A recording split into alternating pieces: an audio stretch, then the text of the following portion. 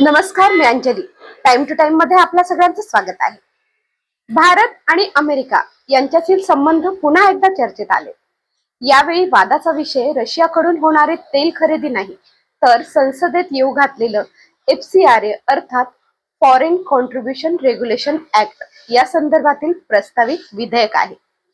या विधेयकावरून अमेरिकेमध्ये तीव्र प्रतिक्रिया उमटताना विदेशातून भारतात येणाऱ्या निधीवर अधिक पारदर्शकता आणि नियंत्रण आणण्याच्या उद्देशाने केंद्र सरकार FCRA नियमांमध्ये बदल करण्याच्या तयारीत असल्याचं सांगितलं जाते. सरकारच्या मते या बदलांमुळे परदेशातील निधीचा वापर अधिक पारदर्शकपणे होईल आणि निधीच्या स्रोतांवर प्रभावीपणे देखरेख ठेवता येईल. मात्र या प्रस्तावित बदलांना अमेरिकेतून विरोध होताना दिसतोय. अमेरिकेचे खासदार रायली मूर यांनी सोशल मीडियावरील पोस्टद्वारे या विषयावर नाराजी व्यक्त केली. त्यांनी भारतातील ख्रिश्चन समुदायाच्या ऐतिहासिक उपस्थितीचा उल्लेख करत या प्रस्तावित बदलांविषयी चिंता व्यक्त केली. तसेच भारताने हे विधेयक मंजूर केल्यास त्याचा परिणाम भारत अमेरिका द्विपक्षीय संबंधावर होऊ शकतो असंही त्यांनी म्हटले.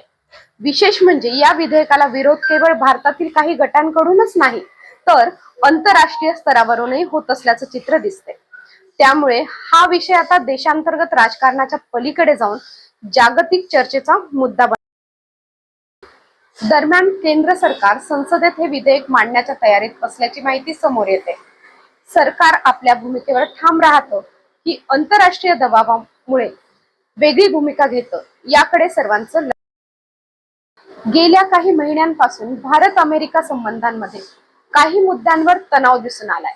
रशियाकडून भारताच्या तेल खरेदीवरून अमेरिकेने नाराजी व्यक्त केली होती.